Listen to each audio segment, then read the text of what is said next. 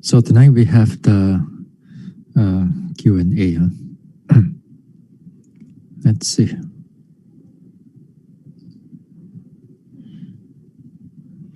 Let's see what are the questions. Not too many, only 3 questions only.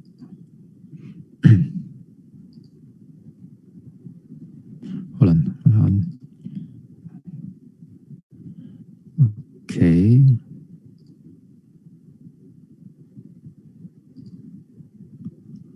All right. Can y'all see question 1? Okay.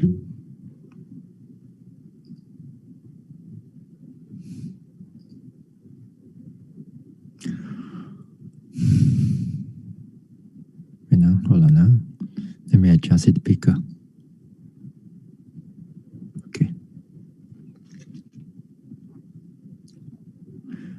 All right. Question 1. There are occasions in which I fail to note the objects precisely. So I try harder to note, but I find myself struggling when I try harder. Then I note this struggle instead. In short, I'm noting the noting. Is this correct? I appreciate your advice. All right.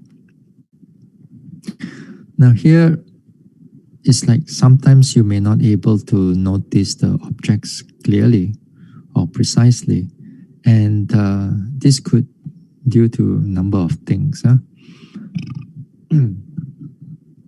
Nevertheless, you mentioned that you are noting the noting mind itself. It is possible. We can do that, no problem. We can note the noting mind, or we can note generally the mind actually that pays attention to the object. We can do that. Now it's good that you know that when we are pushing too hard, now especially when we are not in a retreat, when we are just doing our daily meditation, and also with the we are working, come back, or before we go for work, and then we meditate for a while before we go to work, or after work we come back, or in between you have other work, maybe not work but household duties, responsibility. So therefore your mindfulness and your state of mind may not be so calm and clear. So when we sit down, we try to push the mind. We want to get into that clarity in a way that we want it to be fast. We want to make that clarity of the mind straight away, that we sit down, meditate for a while, and then we want to make the mind clear.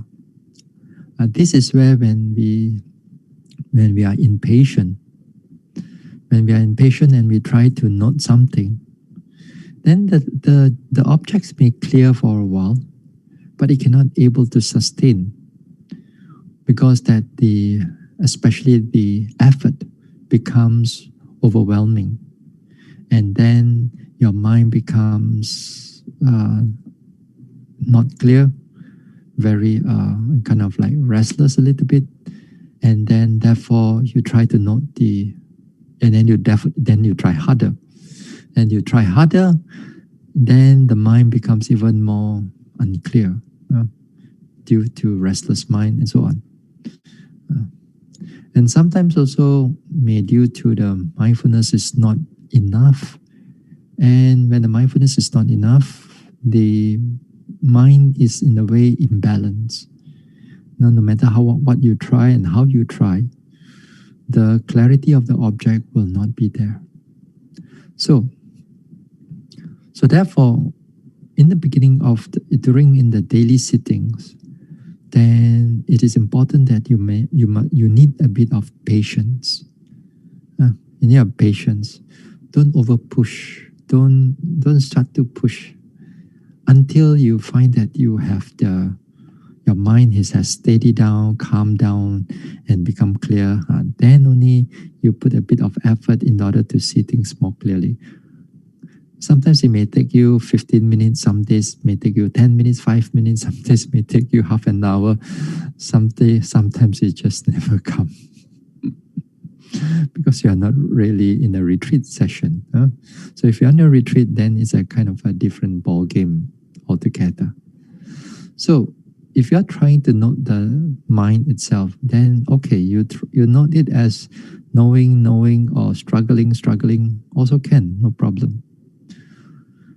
But during this time, while you're noting this, the mind, because it becomes clear to you, it becomes that state of mind, the struggling mind, they are clear to you. It's perfectly. You note that mind. But this time, when you note the mind, you note it with a more softer tone. Yeah? A more softer tone. That means that you don't fight with that. You don't try to fight with the mind itself. You don't try to fight with that non-clarity. You're more like you're able to accept the non-clarity, and you're also able to see that the mind is struggling at this time. So during this time, if you know that you're pushing a bit too hard and you're struggling, then you're not struggling in a more gentle tone, in a more acceptable, more of an accepting type of nature of the mind, and kind of a very more patient type of noting. Then that in that way, then the mind will start to rebalance itself. It will start to rebalance, it will start to calm down, and it will start to slowly become clearer again. So you can do that. Now this technique also, when we try to soften the noting, is to actually to bring in the calmness and tranquility, to bring in some degree of calmness and tranquility together with that mindfulness. Because the mindfulness is that it is being aware of what is going on. He is aware of the mind that is struggling. But at the same time, you bring in some calmness and tranquility by softening the tone of the noting. And that also can be achieved by that labeling, when you label it a bit softer, a bit calmer, a bit slower also. Then it brings in that calmness, concentration, tranquility in order to rebalance the mind. Once the mind becomes calm and clear, then you go back to your main object, and then that time, okay, just put the mind there, noting mind there, and you keep on observing what is going on until you finish the sitting. So this technique also is very helpful when we comes into everyday meditating, because of the whole day. When if you are doing it, especially like in the evening or at night, then we have a lot of thoughts, a lot of thinking that is happening throughout the day. So towards the evening, sometimes it builds up and then it carries forward to the meditation, and because of that, their object is not clear, and then therefore we struggle. So therefore, some calmness in the noting, it is also very helpful in the practice. So this one is okay. So in other ways also, sometimes in order to get the mind calm down, clear, and then also it's good to do some samatha meditation, for example, maybe some metta meditation, for example, and also that can be quite helpful. Some metta meditation, especially when you're meditating in the evening, when you have a lot of thoughts, that metta meditation helps you to calm down. But if you're meditating in the morning, maybe because your mind is not clear yet, then it will be good to do some walking meditation in order to build up the energy of the mind. Build up the energy of the mind to make it clear, and then sit down, and then starts with your meditation. That would be good. Try in the morning when you wake up. Don't go and look at your mobile phones. What messages, what email coming in. Don't read all those things. It makes your mind very unclear, very restless. So in the morning, if you want to start off with a meditation, if some of you meditating in the morning, which is good, then keep all your devices away and do what you need to do, and then do a bit of walking, bring up that mindfulness, then sit down and then meditate. And then after that, you finish your meditation, for your work or whatever that you want to do. If you are doing in the evening, then it is good that to do a bit of samatha meditation or calmness meditation to bring the energy down a little bit, in order just for the mind to become clear from the restless mind, and then after that build up the mindfulness. Then it can be quite helpful and in the practice. So this is some of the things that we can do when we are struggling and when the objects are not clear. All right. Okay. Now the next question that we're going to go through. When you read the passages afterward, don't get too confused over it. It's just that the question is a bit confusing. I will explain a little bit. All right. You're going to read this. Okay. Now the question is here. Let me put the question first. Okay. Does paragraph 82, sentence number 7, means that bhavanga has sustained thought? Most of the time we associate bhavanga with subconscious and almost like neither perceiving nor non-perceiving. But surprisingly, it has sustained thought. Can Bhante please explain? Thank you. Okay. Now this one, you get it from just now I forgot to put in the book. This one. I don't know whether you could see it.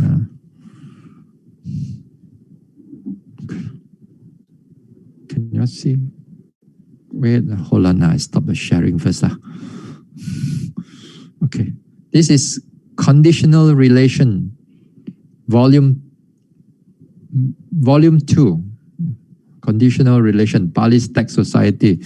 Wow, this one is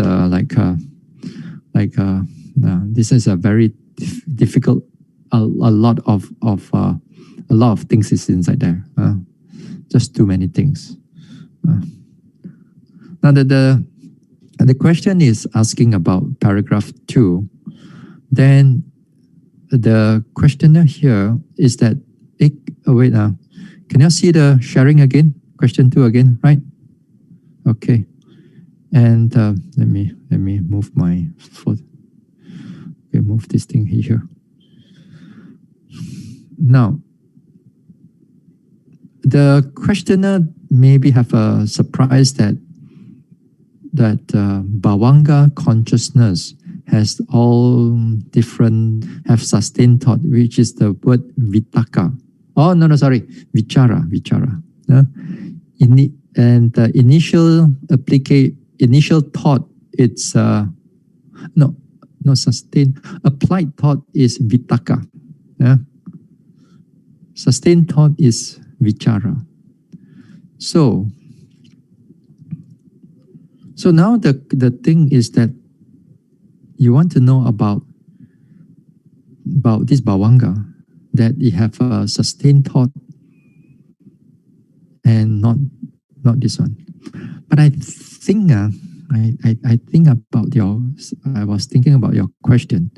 I think you have misunderstood about that bhavanga itself. You have misunderstood about that bhavanga consciousness itself. Now, I'm going to explain a little bit about the bhavanga consciousness, which is to make things a little bit clearer. Because one of the things is that because some talks ago, I did talk about the bhavanga consciousness, and that bhavanga consciousness Well, that one is connected to the enlightenment thing. So don't worry about what you read inside there, where I underline the red line there. Life continuum is the word for bhavanga. The word for bhavanga. All right. Now let's look into the nature of bhavanga. Now, bhavanga is a consciousness. They are consciousness, but sometimes you use the word subconscious. I think it may not be that right, because subconsciousness, it's like it's more like a modern psychotherapy thing. But whereas this type of consciousness, they are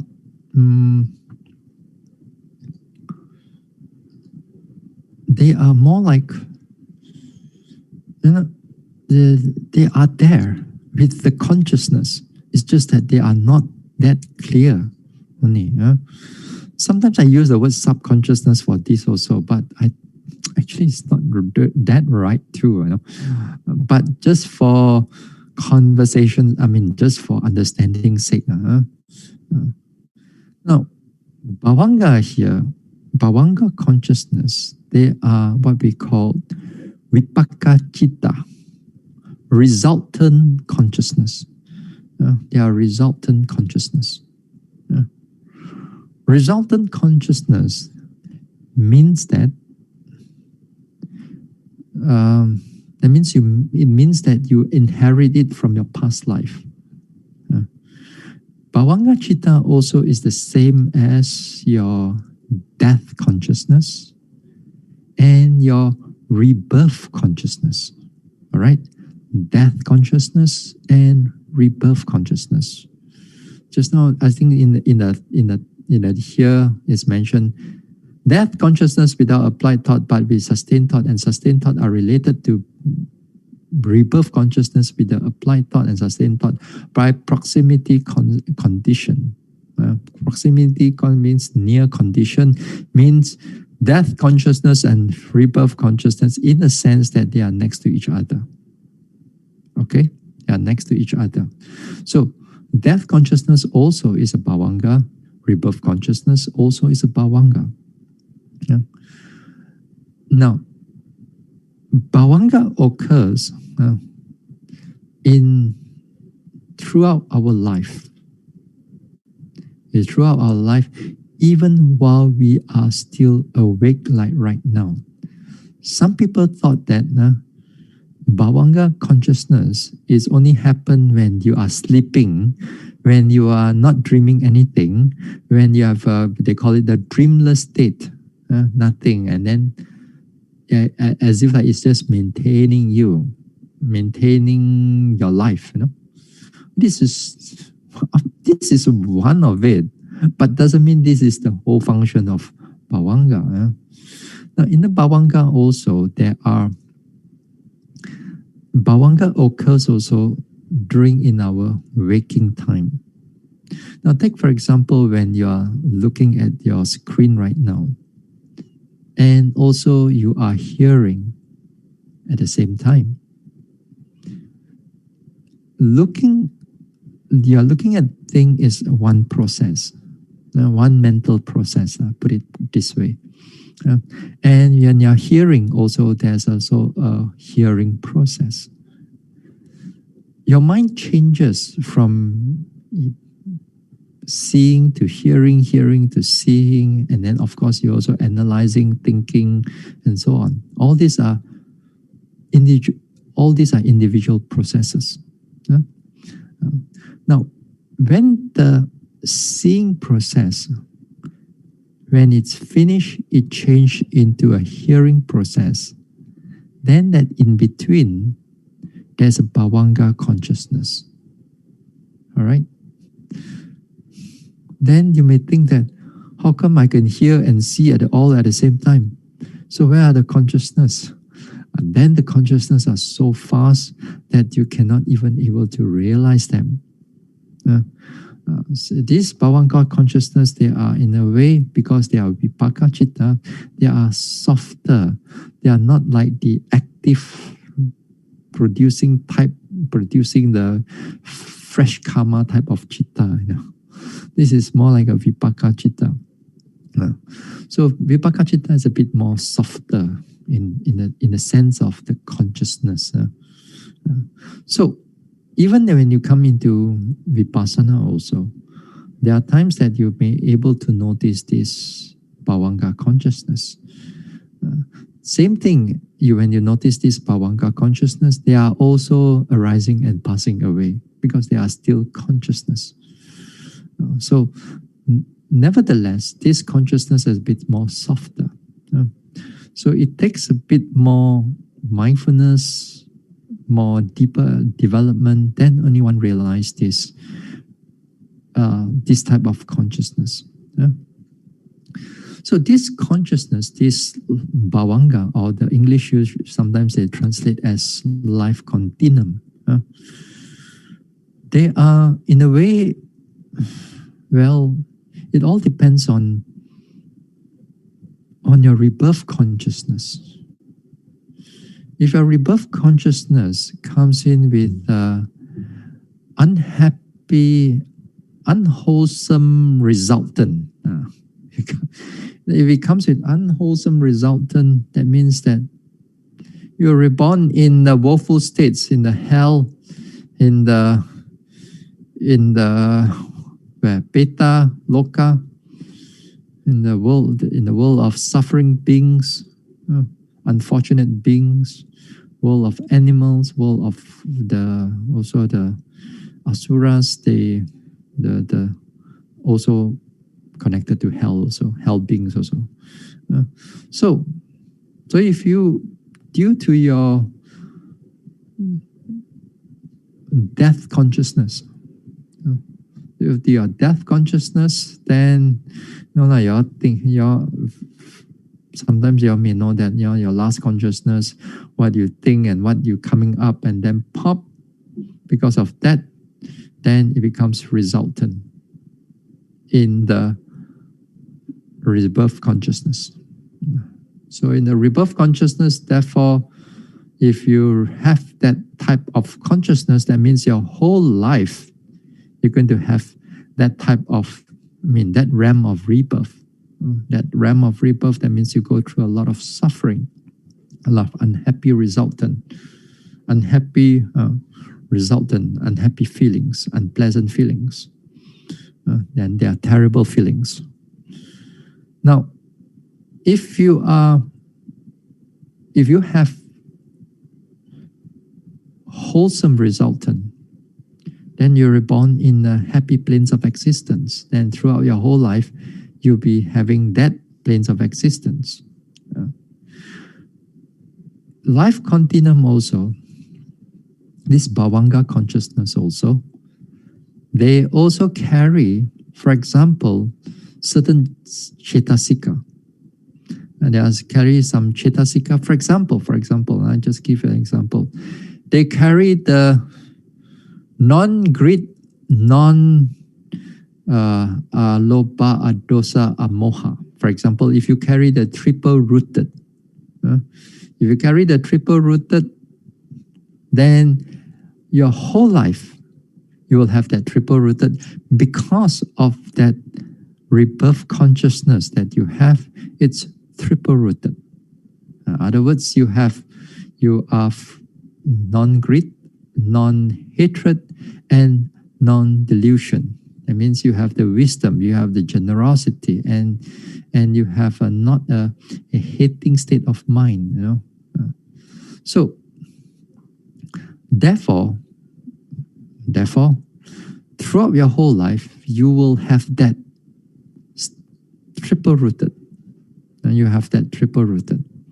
Now, if you're born with, let's say, with double-rooted, and you do not have the wisdom root, you only have the non-greed and non-hatred root, then throughout your whole life, you will have that root. If you're born without roots, without this greed, without this non-greed, non-hatred, and non-delusion, but you still have a pleasant result of the past, then also throughout your whole life will be like that. Yeah? And usually without the triple rooted, then one is like either born blind, born deaf, and a lot of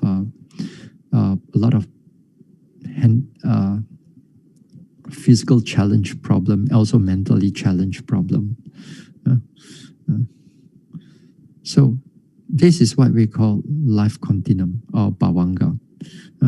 And there are many things about this life bhavanga. That means it can come with applied thought or sustained thought and many other things also. So it doesn't mean that it doesn't do anything. It doesn't mean that it doesn't, this bhavanga, it doesn't mean that it's nothing there. It has a lot of other functions also.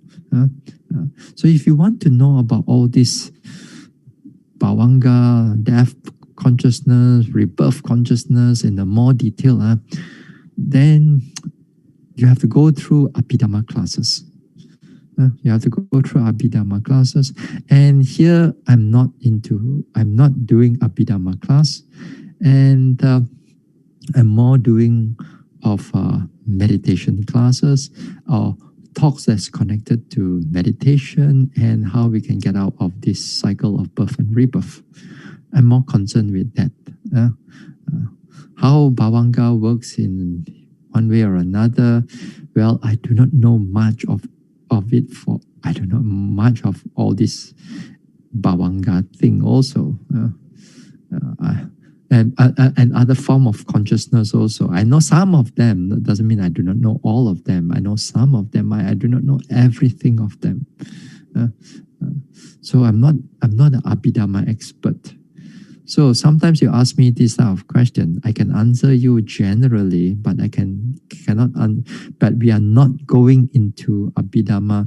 Then you can have to remember how many consciousness, 30 consciousness, 29 consciousness, 24 consciousness, 12 consciousness, how many cetasika, 10 cetasika, 12 cetasika, what is connected to this cetasika. Then you got so many numbers. That one I cannot really remember all those things. So my job is just to explain to you some of the things here. So I think that your understanding of bhavanga that have misunderstood in a certain way. So it's good that for you to go and look up the understanding of this bhavanga further through Abhidhamma and so on.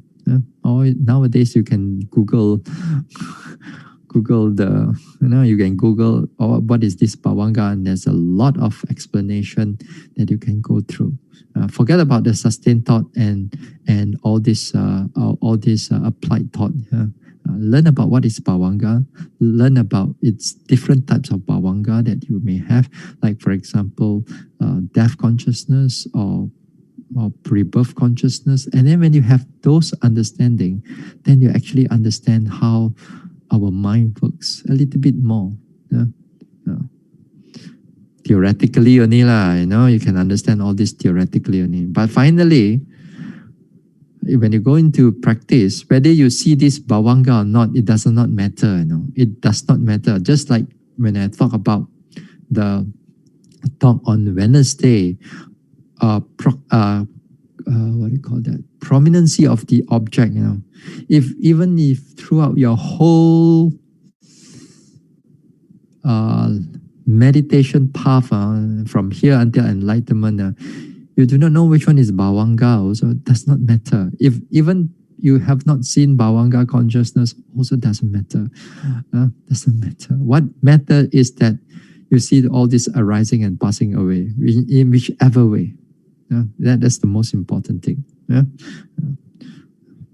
All right. So this is on the next the question 2. Now I think before we go to question 3, now if you have any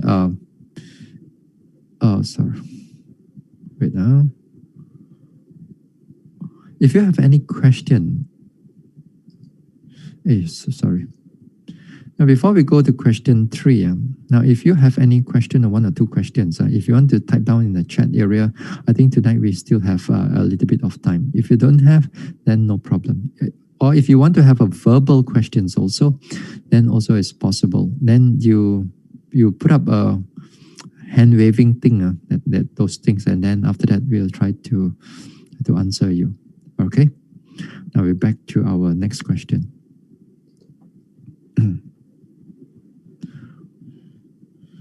No, this one I got to make it a bit smaller. Sorry.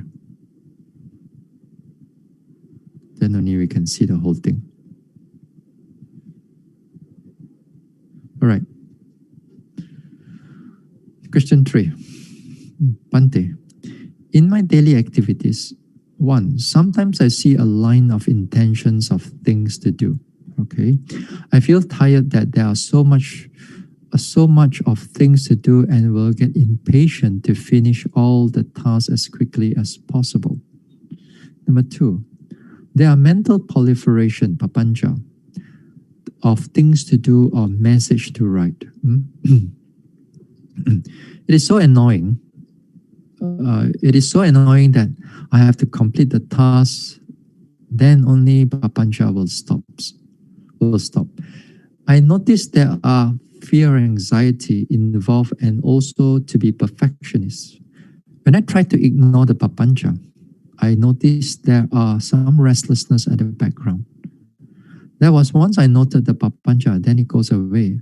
But most of the time, it is very disturbing. I feel like going crazy when the papancha starts. Could Bhante help on ways to counter other than patient, and whether all this related to our meditation practice or because it is my character? This is from Padma Lim. Okay, let us see. Now, I got a few answers for you. I mean, I have a few options for you, not to say answers. A few options for you. The first option is renunciation, complete renunciation. Renounce from your life, then you don't have to worry about all these things. Be a nun or be a monk, because no, if you are still a lay person, then these things will always come into your life. Yeah, this thing will come into your life. This is my first option for you. This is exactly that the Buddha says that we are all, we are bogged down by all these worldly things. We are bogged down by all these worldly things. So some says that, okay, Bhante, how to renounce lah. We got so many mouths to feed, we got parents to take care, and everything is you feel that it's your responsibility. Well, that's it. That's the problem, yeah. That's one of the biggest problem. So this is the first thing, as I said. So it is because of all these things, because of this mental proliferation, then we find another path in life and completely free from these things.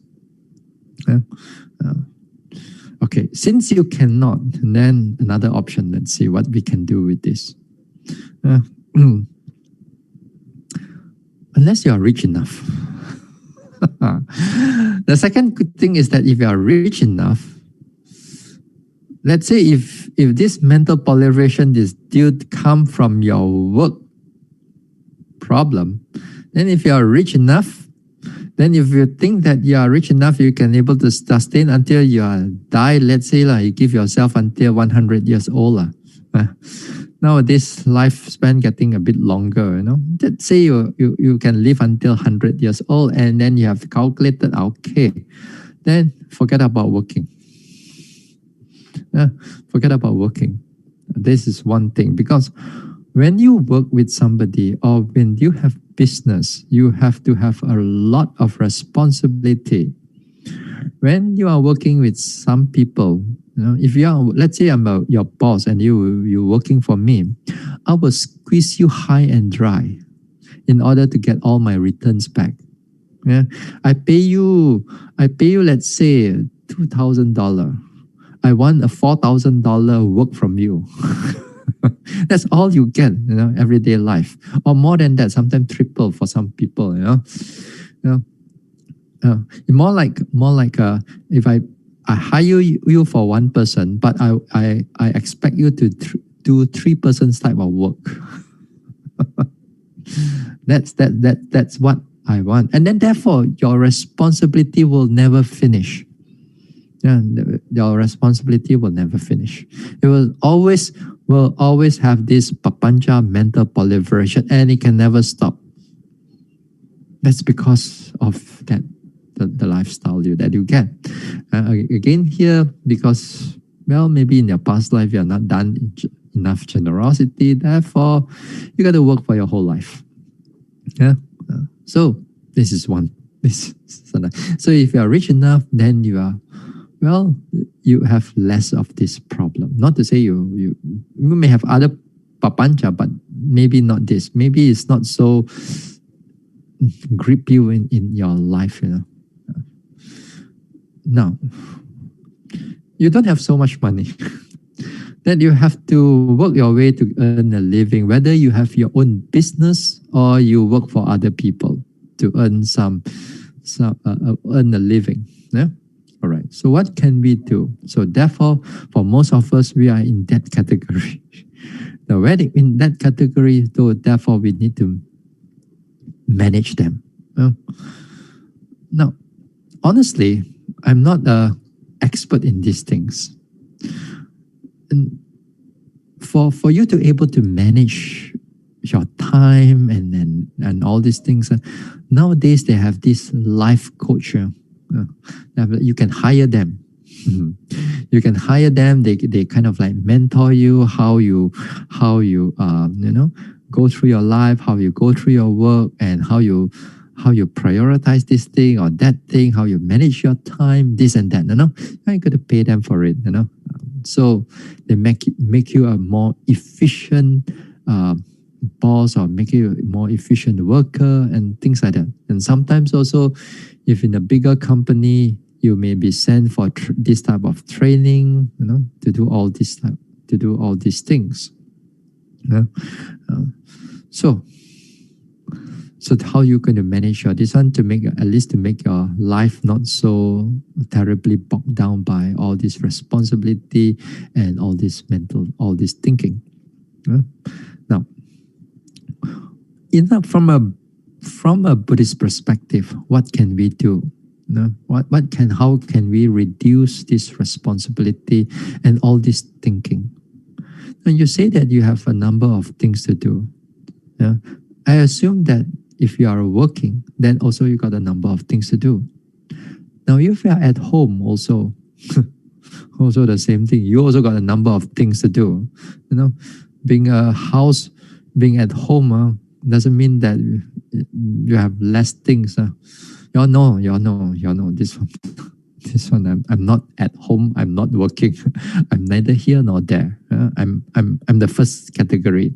So your one is a third category. You have a lot of things to do, and then some of you is that work also got so much things to do, and then after that you come back to your home, also got so much things to do. Also because of your life, because of the way of life, in this sense. Now, what can we do in this way? One of the things that I can advise you to do is that if you need a number of things to do, try to do one thing at one time. Don't rush. I know. Again, this word "don't rush" also cannot, because your boss expect you to finish on a certain deadline. But that's a problem. Because of a certain deadline, you rush to finish certain thing, and that is where our tension and anxiety will develop. And we are not developing it for one day. You're going to develop it for 1 week, 1 month, 1 year, and 1 lifetime, And your work will keep on going. And therefore, a lot of times when we, especially when we see meditators, most of the time we have to deal with a lot of thinking. A lot of thinking. Not so much on the sloth and torpor. And all this thinking is because of the work that you are doing throughout the day, or even at home also, when you have a lot of things to do, yet your mind becomes very, you need to finish a little one a little bit, that one do a little bit, this one a little bit, you got to change the mind. Therefore, you condition the mind to proliferate again and again without you be realizing it. So, what can we do? If you are able to do one thing at one time, when you do it at one thing, you'll keep your mind there. And then forget about other things first. Then if you can able to finish that thing, then finish that thing. Or if you cannot finish that thing, sometimes you put it aside. Then you continue to do the next thing. When you continue to do the next thing, then it's a kind of like a mind to switch off the first thing and do the second thing and switch off the third thing and just continue and just do the second thing. It's a training actually. It's a training that you need to go through. And a lot of times the first thing and the third thing will start to coming in while you're doing the second thing. This is most of the time where we are handling it. But this is where your meditation comes in to help you to recognize them. And then here you tell yourself, okay, my job is just to concentrate or just to be here at the present doing the second thing and push out the third and the first thing. This is important for us to do that. Now, the same thing also. Sometimes I go for walks. When I go for a walk, this is exactly the mind also proliferate on a certain time.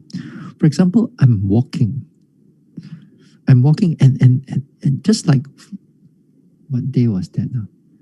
Just like a few days ago, I was walking and was going down quite a steep hill. Oh yes, that was Wednesday. Was it Wednesday? I think so, yeah. Wednesday, I think. I was going down a steep hill. And then I was thinking about the talk, No, sorry, Tuesday. And then Wednesday I was down. Tuesday I was doing the walk. I was going down a steep hill. And it's quite dangerous, and quite a dangerous path, that path. And then I was thinking about the Dhamma talk. On Wednesday, I'm going to talk about this prominency. How am I going to talk about it? And here my feet is not stable, and I'm trying to go down. And here, still thinking, the first one, what should I talk about now? Second one, what should I talk? If the second one, I should talk this one, then the third. Hey, I say, wait. All the talk can wait. The talk can wait. Walk first. Go down the steep path first. Go down first. Because sometimes it just comes in. Then it's good that we recognize them and then we put them out first and then try to do what is in the present. And a number of times also these things happen. Even for me, most of the activity that I do is just giving Dhamma talk only. The rest of the day, I got nothing much to do, honestly. meditate a little bit here and there. But other than that, I got nothing much to do. So therefore, the talk also, once in a while, it comes into while you are doing some other things. Then this is where we're aware of the mind, we push it aside, and then we concentrate on what we are doing at the present moment. So do the same thing. That while you are doing your things, make it as some kind of a habit that you try to concentrate on what you are trying to do here, and try to finish that one first. Do one thing at one time. If you can, if it's possible, do one thing at one time. Forget about things that is not done yet. Sometimes we want to finish certain things for that particular day. Although we can able to put it to tomorrow, but sometimes we have that motto. That motto that we think that, okay, I mean, you read about all these things, don't procrastinate. You try to whatever you can finish today, you finish today. The next day one, then you don't try to not that type of motto that you're going through. So I feel that sometimes it's not true, because nowadays you just have too many things. And then you try to finish this thing, everything off. It is where your mind becomes a lot of anxiety, a lot of tension, and you build up over time. It builds up over time until it becomes your character. And with that character comes with that perfectionist type of character, like you want to control things. And when you want to control things in so many ways, by the time you reach 40, 50s, you will break down. You will break down, and you comes with a lot of all this anxiety problem, insomnia, depression, and so on. A few times in the past that I was met by, they are secretaries, and they are in a very big corporate now. So they come and see a monk. I mean, after all, I'm not working, but the thing is that they come and see me because they come and see a monk, not just me, but because they got no other place, no avenue for them to open up. Sometimes they open up to the psychotherapies, also doesn't really work. But sometimes with a person with a monk or a nun, sometimes they feel more at peace, at ease. Sometimes for some people. So my advice to them is that usually when you become a perfectionist until when you are 40, 50s, you build up, because of your character is built up over the past 20 or 30 years that you've been working, or even when you are studying also during that time. You accumulate that mentality, everything that you have to be perfect, everything you must be able to control, everything that you want to finish, everything you want to being your responsibility.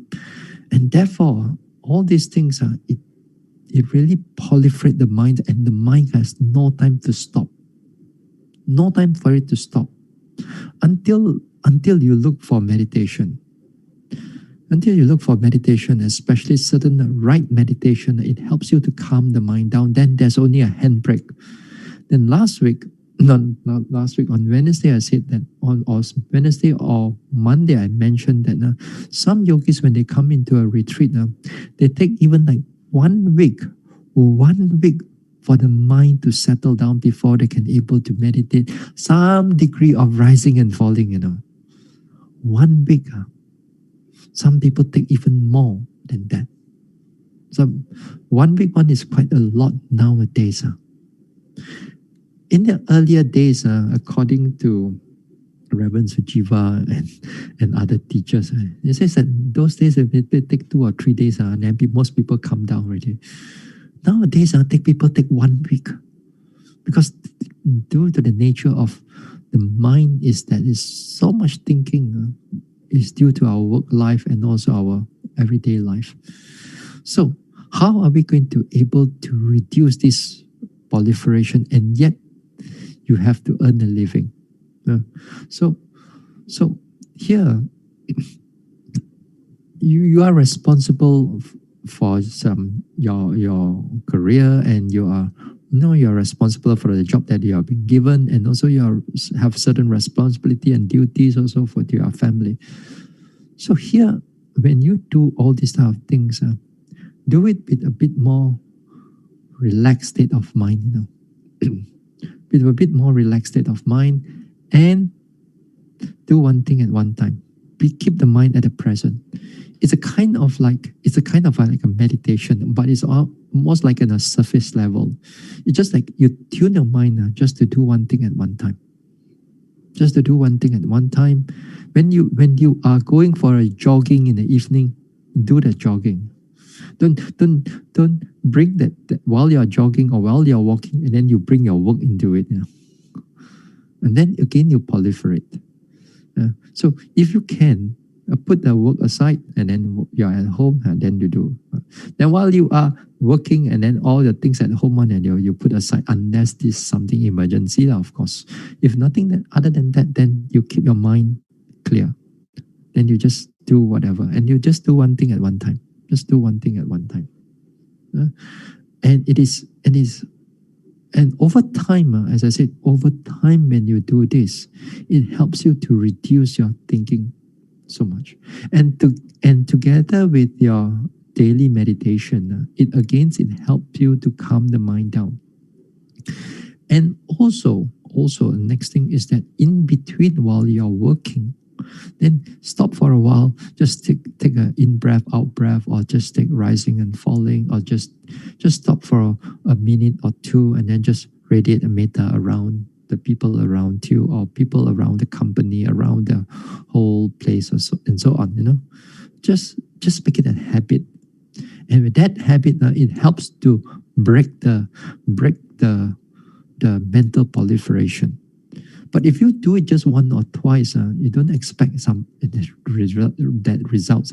So this result, sometimes it comes in after 2 or a few months, that if you put an effort into it, just stop the interference from other things that's coming in. Although you have a number of things to do, but just do it one thing at one time. And it helps to calm the mind down. And also it helps to put everything aside when you are finished the work for that day. Then at least throughout in the evening, your mind can able to somewhat calm down, and you don't go crazy in the long run. This is some of the things that I can advise you, because a number of things is that it also comes in with that mindfulness thing. Nowadays, this mindfulness thing, as I said earlier on when I talked on mindfulness, that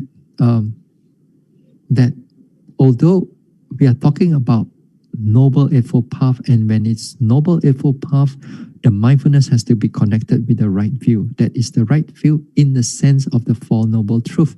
That the development of the mindfulness is for the sake of, for liberation, for the Nibbana.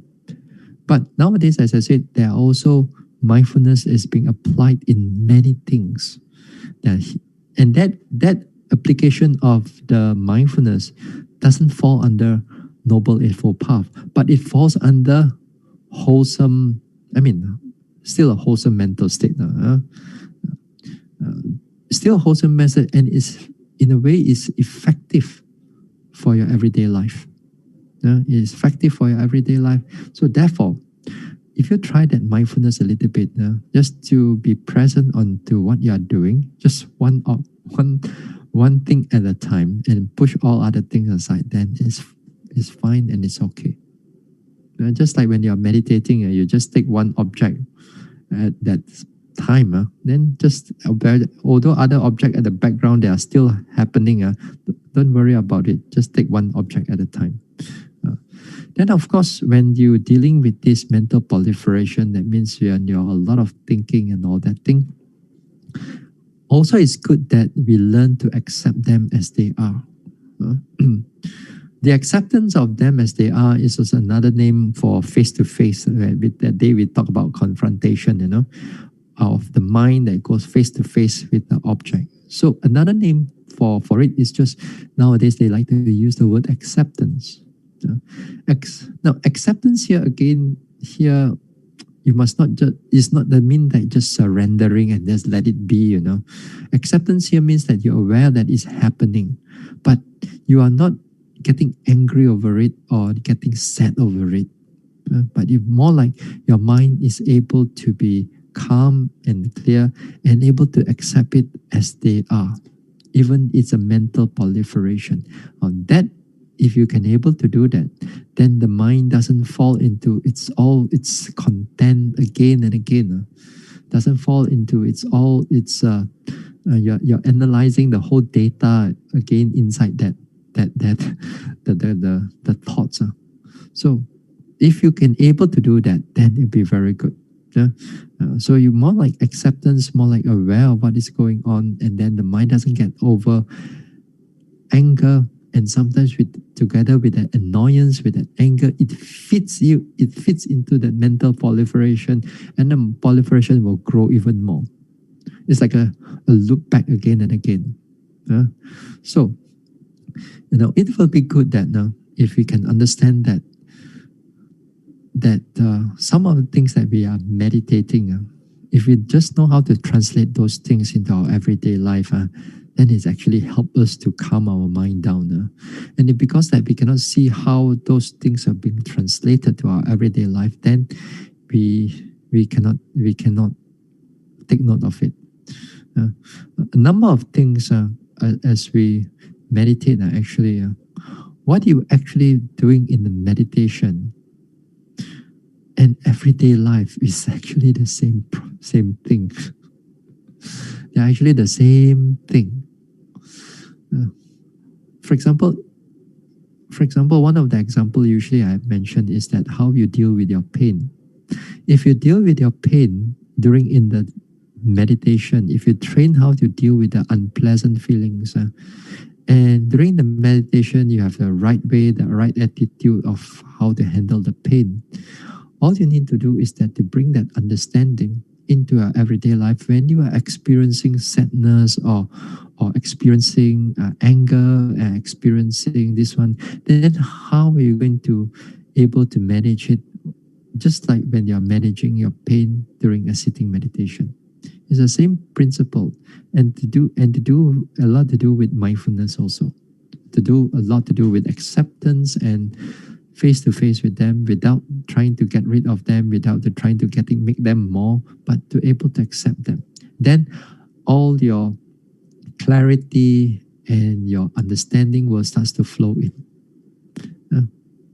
So do the same thing that when we are doing with our meditation, we take one object at a time. So too when we are going through with our life, just take one object at a time. Then the mind have less confusion, less become more clearer to what we want to finish the task or whatever task that's been given to us. These are some of the things I can hopefully can help you to help you from becoming crazy. So this is some of the things. Hopefully the third one I hopefully I can able to help you in some ways. Okay, so that's it. I don't see any more in the chat and so on. That's it. All right. So that's all. We'll share merits.